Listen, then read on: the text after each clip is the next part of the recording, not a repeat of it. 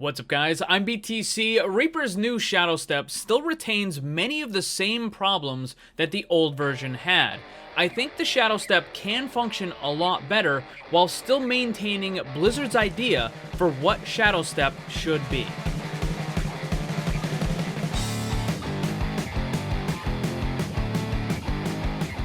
When I saw Shadowstep was getting changed, I was really excited. I had really high hopes that this was going to be the thing that Reaper needed, but after I did some extensive testing on the PTR, I found out, unfortunately, that's not the case. The ability is better and improved from what it was, but I have to be honest and objective about these changes, and that means throwing some cold water on it and pointing out the lingering issues that it still has. What I'm going to do is I'm going to lay out what I think are the problems with the abilities, and then I'm going to propose some solutions. And I really hope that Blizzard sees this and maybe takes some of it into account. And I would encourage everyone else to like and share the video as well.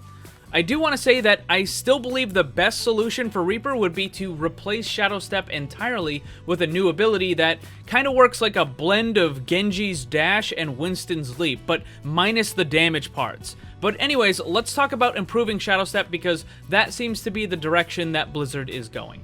The developer notes from the most recent patch say that Shadowstep was originally intended to be a purely out-of-combat mobility tool to traverse the map, since Wraith Form was already a great tool for disengaging.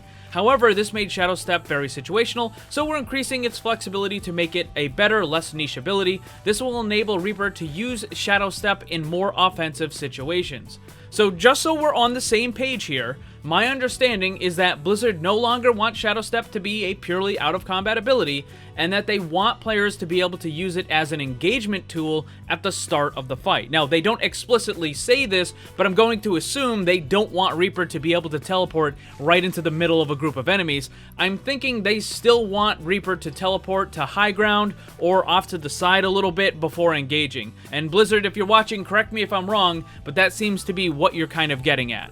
The problem is that the new version of Shadowstep still retains far too many of the old Shadowstep flaws for it to be effective in this new proposed situation.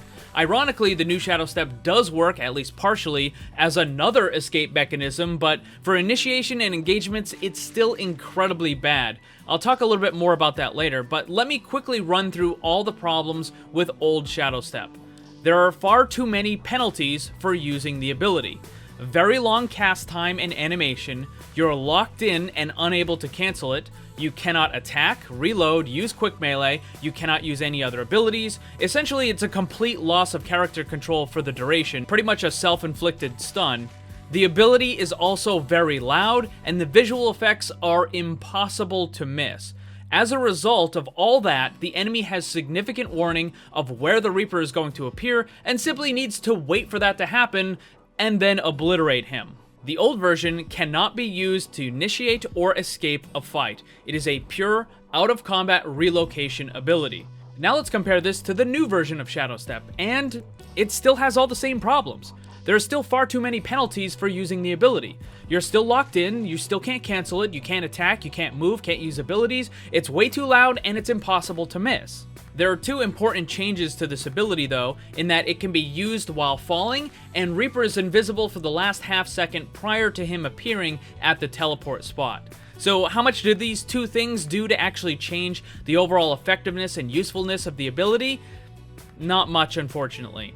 Using the ability while falling is certainly cool, but has minimal effectiveness. There are a few spots in the game where you can use this as a trick teleport, but again, its advantages are minimal at best. You can also use this while escaping if you're on high ground. You can jump off of a high object and teleport to escape, but as the developers pointed out, Reaper already has Wraith Form, which is one of the best escape mechanisms in the entire game, so Reaper doesn't really need to use this as an extra escape.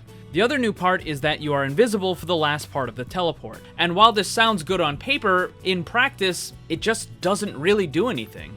Shadowstep is incredibly loud with very bright visual effects, and the spot that Reaper is teleporting to is impossible to miss. The sound and the visual effects start well enough in advance. In fact, at the very moment Reaper activates the ability, all of those effects start showing up, and the enemy just needs to line up his crosshair, wait for Reaper to appear, and it's free headshots. Quick demonstration. This is what happens when you try to use Shadowstep on the live version of the game. And then this is what happens when you try to use Shadowstep on the PTR. Same result. And this isn't an exaggeration. If the enemy can see where you're teleporting, then they have more than enough time to be prepared, and that Reaper is going to be obliterated. The fact that Reaper is invisible for that last half a second is irrelevant. Enemy players can just aim directly where Reaper's head is going to be and destroy him the moment he appears. It's still just as bad as an initiation engagement tool as it was before, and it has a marginally better kind of situational use as an escape mechanism. But once more, he didn't really need it because he has Wraith form. Alright, we've identified the problem, let's talk solutions. How can Shadowstep be improved so that it's a more viable engagement tool while still maintaining Blizzard's vision of the ability? The first thing I would look at is all of the penalties that the ability puts on the player. Shadowstep can't be cancelled, you can't move, you can't attack, you can't use any abilities, you can't do anything except wait. I like the idea that you're locked into the ability and that there's a certain commitment to it, and correct me if I'm wrong, but again, that seems to be Blizzard's idea for the ability as well. I don't think he needs to be able to cancel it or attack or use other abilities during it, but I think not allowing him to move is a little bit too much. After all, he can now use the ability while moving because of gravity, so why not let him use his legs to move around during the casting animation of it as well? He's still locked in, which keeps the commitment aspect of it, and he can't attack, which makes him quite vulnerable. For example, Reaper could run into a choke point, start the Shadowstep animation, and then quickly take cover behind a wall before the animation finishes. You can kind of already do this in certain areas on certain maps, you just have to activate it by jumping first and then falling. But I think the bigger problem with the ability is not at the start of it, it's at the end when he begins to reappear. Definitely do not think that it's a good idea to make him suddenly appear without warning. That would be way too strong. Like, you can't just make him fully invisible and then all of a sudden, hey, there's a Reaper there. But the existing warning on the old and the new version is far too punishing for the Reaper player. I have a couple of ideas for this. The first is that you drastically tone down the audio and the visual effects. Make the whole thing a lot more subtle. A much quieter sound effect or voice line combined with a visual effect that looks more like the mist swirling around as opposed to Gondor using the beacons to call for aid. I would also suggest drastically shortening the length of time that the stuff is happening before Reaper appears. This is what it looks like on the PTR. Look how long you have before the Reaper fully appears. And as I pointed out earlier, just because Reaper's invisible at the end doesn't make a difference. You still know he's there, and you can still destroy him easily. Look at it again, and you'll notice that the warning at the teleportation spot starts the instant Reaper activates the ability. And I think it should only happen in the last half a second or so before the Reaper actually appears. This gives the enemy team warning if they're paying attention, while not being overly punishing to the Reaper player. And again, I think this fits with what Blizzard's vision for the ability is, because you definitely won't be able to do this in the middle of an enemy group, because even with the reduced amount of visual effects and the duration of that warning, the enemy players are still going to see it, and they'll be able to immediately focus on you when you appear. However, if you use it on the high ground or off to the side, well, there's a lot less chance that they're going to be fully aware of it, allowing the Shadowstep to be a viable engagement tool. So quickly running through my suggestions, allow Reaper to move while casting the Shadowstep. I think you don't need to add any other penalties. I know maybe a suggestion might be to slow him down a little bit. I don't think that's entirely necessary. I think the fact that he can't attack or use other abilities and he's committed to it is more than enough penalties for that. Lower the volume on the sound effects just a little bit.